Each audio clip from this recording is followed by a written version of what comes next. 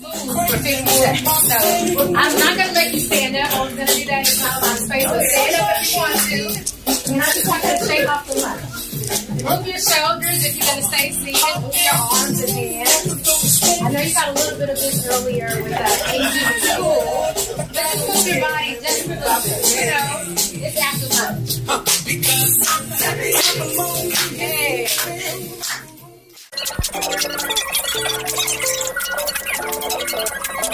All right. Cool. Okay. Now I think we're ready. All right. Well, first of all, again, thank you so much for having me this afternoon.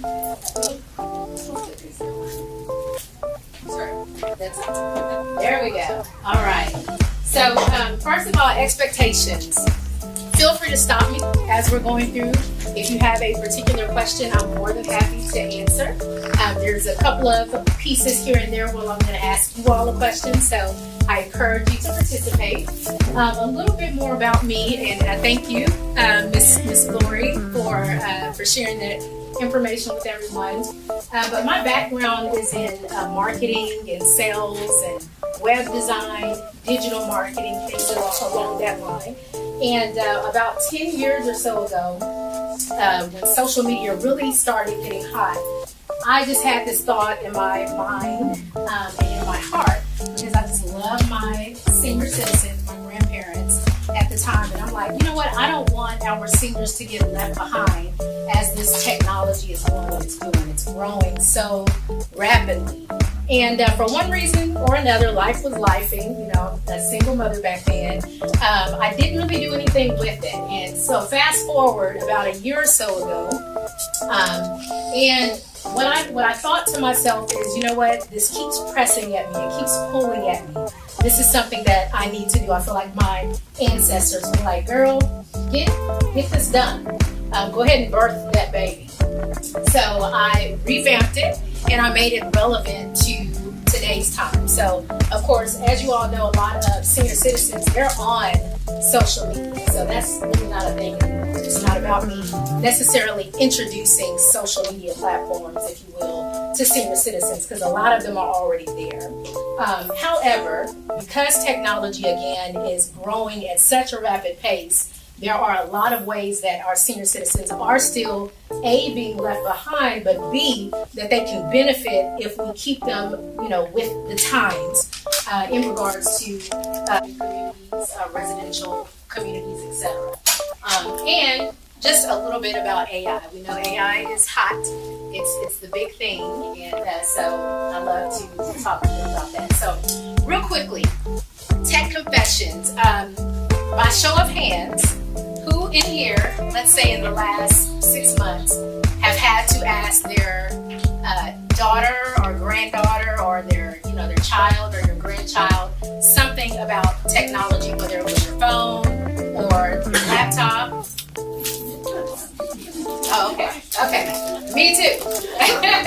And I'm in this space, but I have definitely had to go to my 21-year-old with my iPhone and say, how do I do X, Y, Z? So the point of that is just think about your residents and how they feel when they're dealing with their cell phones or their laptops, and they're trying to figure out how to work maybe things that we consider to be basic, but it's a challenge that they need to overcome.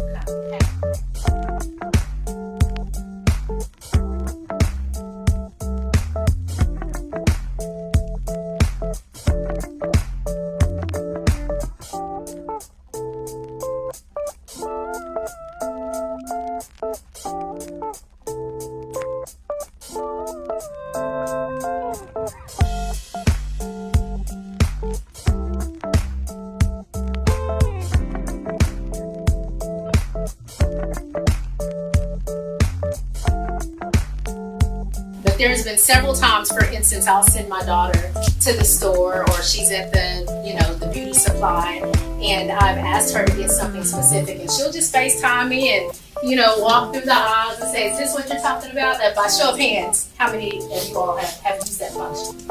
Absolutely. So it truly helps if your resident is able to FaceTime call someone, and instead of saying, this is what's going on, this is what I'm looking at, they can actually show them, this is what's happening, healthy. And so it makes a huge difference.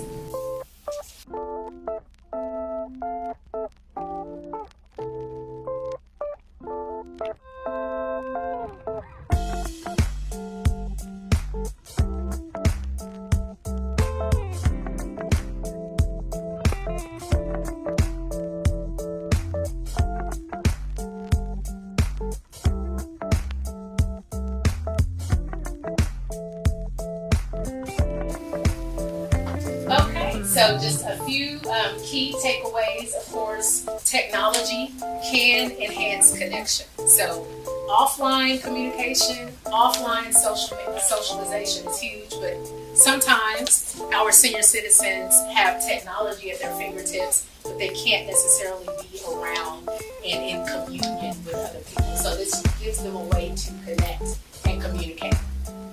Boost memory and wellness. Again, technology using brain games, using different activities that they can find online, things that they enjoy doing and love to do. And we make sure to provide those tools for them. And of course, seniors need online safety tips. Just little reminders, little classes, every month. I don't care if you spend 10 minutes just reminding them. Don't click on links. Don't provide your personal information. Don't send money to anybody. Just those 3 things, but consistent reminders can help them by not doing those things.